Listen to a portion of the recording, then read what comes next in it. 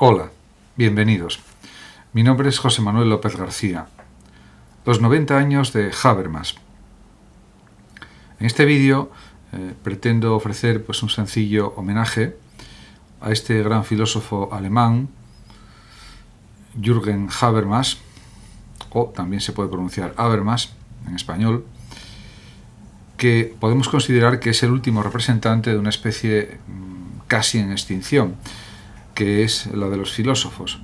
Realmente, si analizamos las cosas en profundidad, no es así, porque todos somos filósofos, en cierta manera, todos pensamos. La cuestión clave, como decía también Gustavo Bueno, pues es precisamente pensar profundamente, pensar correctamente, pensar críticamente, en definitiva, utilizar el pensamiento de la mejor manera posible y de la forma más profunda.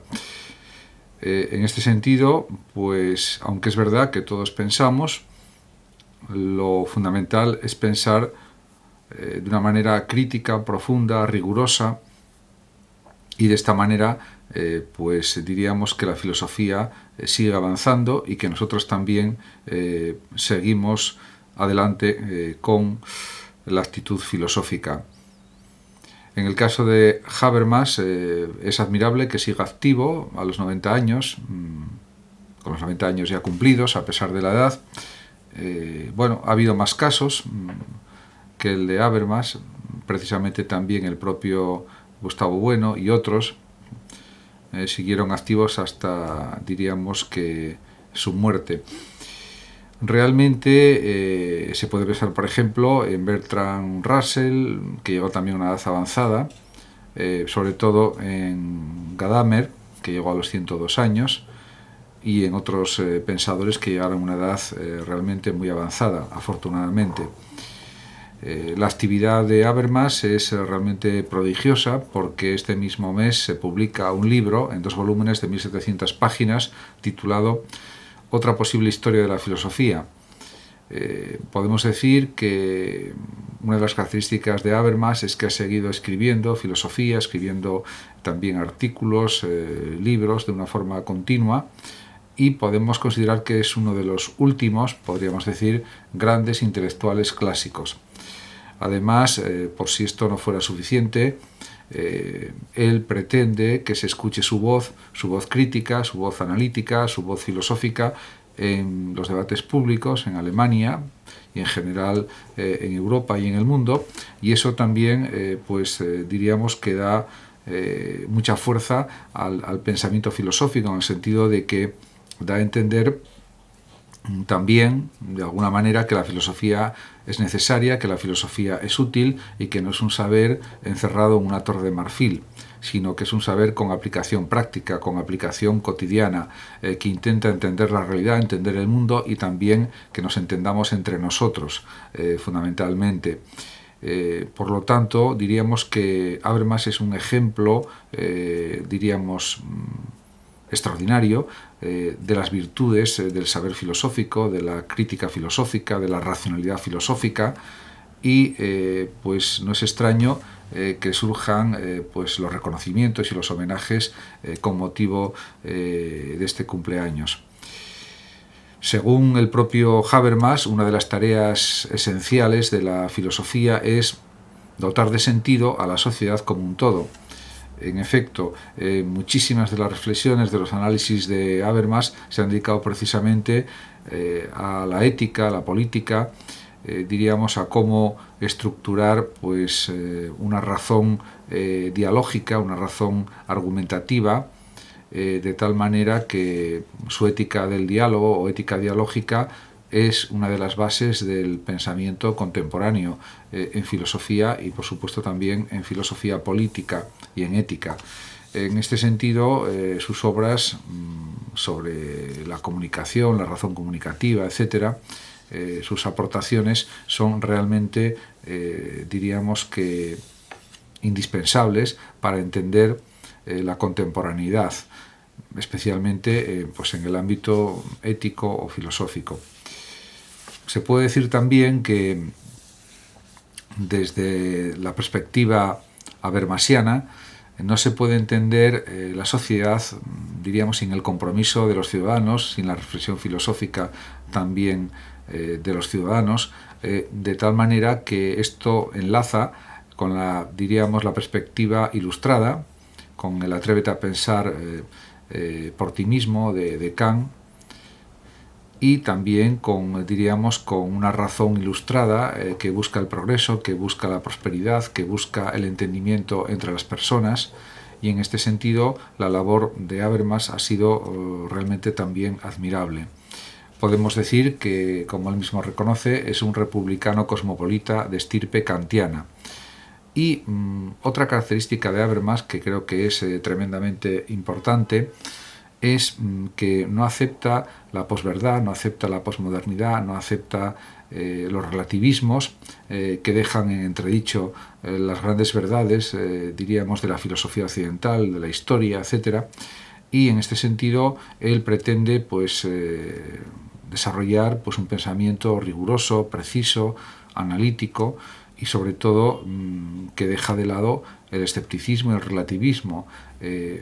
Eso no quiere decir que no se cuestione la realidad, que no se cuestione los mismos pensamientos que él desarrolla, pero siempre desde un enfoque positivo, desde un enfoque también en cierto sentido pragmático, ilustrado, racional, y buscando el sentido de todo, la racionalidad en todo.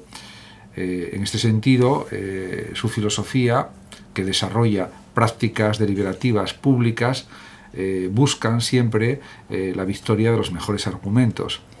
Y en este sentido, diríamos que la filosofía, la ética dialógica es muy útil, diríamos, en un presente tan convulso como el que se vive actualmente, con una especie de derrumbe, entre comillas, de la civilización occidental, motivado por una ética muchas veces nihilista, o simplemente por la falta de ética o por la falta de sentido del todo. Y en este sentido, realmente se nota que las obras de Habermas y los enfoques de Habermas contribuyen a dar más sentido a lo que pensamos, a lo que realizamos, incluso desde un punto de vista político y ético.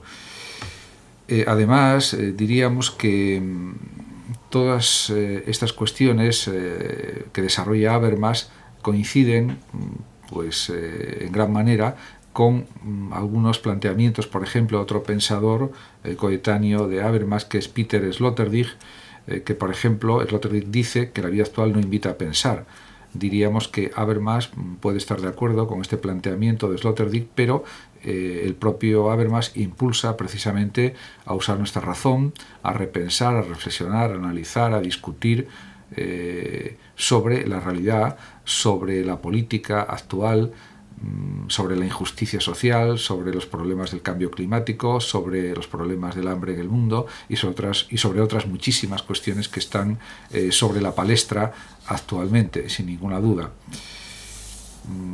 En este sentido, la filosofía no tiene por qué ser algo triste, algo trágico, algo melancólico, como se puede suponer que era en parte en la antigüedad griega y romana.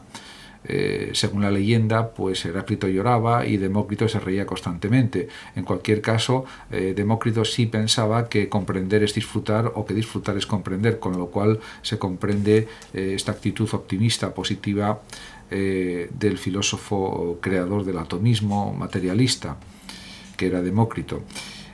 Por otra parte, Sloterdijk, y podría decirlo también Habermas, señala como algo realmente importante que para Platón pensar es el placer más elevado. Es cierto que era otra tradición filosófica la que desarrolló Platón, pero realmente en esto creo que podrían coincidir tanto, repito, Sloterdijk como Habermas. Por otra parte, es cierto que Habermas ha recibido algunas críticas de algunos otros filósofos, precisamente, por ejemplo, de Sloterdijk, que realmente no le ha gustado. Sloterdijk se supone que Habermas le haya tachado de neopagano o de nuevo pagano por sus consideraciones, por ejemplo, sobre las posibilidades de manipulación genética que poseen ya los seres humanos o que pueden poseer en un futuro próximo. aunque también es verdad que Sloterdijk reconoce que puede haber cometido errores en sus planteamientos filosóficos y también tiene muy presente que para él, y lo dice en una entrevista pública, para Sloterdijk es un error, diríamos que proponer o presuponer que la gente te querrá por tus opiniones. En este sentido, pues bueno, tiene una vía de pensamiento diferente a la de Habermas.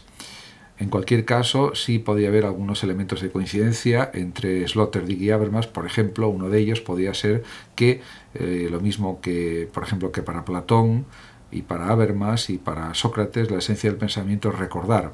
Sería lo de la anamnesis platónica o la reminiscencia, en cierto sentido. Y en esto podría coincidir también con los planteamientos de Habermas.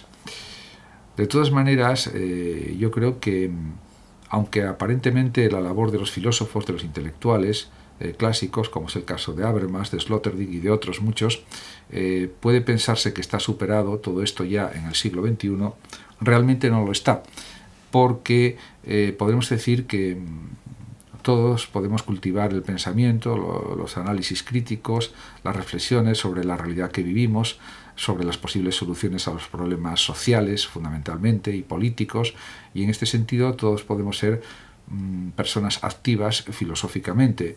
En este sentido, el compartir las opiniones no es una prerrogativa única de los grandes intelectuales o de los grandes filósofos, sino que es una capacidad que poseen todos los seres humanos en tanto que ejercitan su capacidad crítica, su capacidad de pensar, de razonar, de especular, de deducir, etc. Muchísimas gracias a todos por su atención. Saludos también a los oyentes de Radio Sofando de México y por último decir que el que lo desee puede compartir este vídeo, darle me gusta o suscribirse a mi canal. Hasta siempre.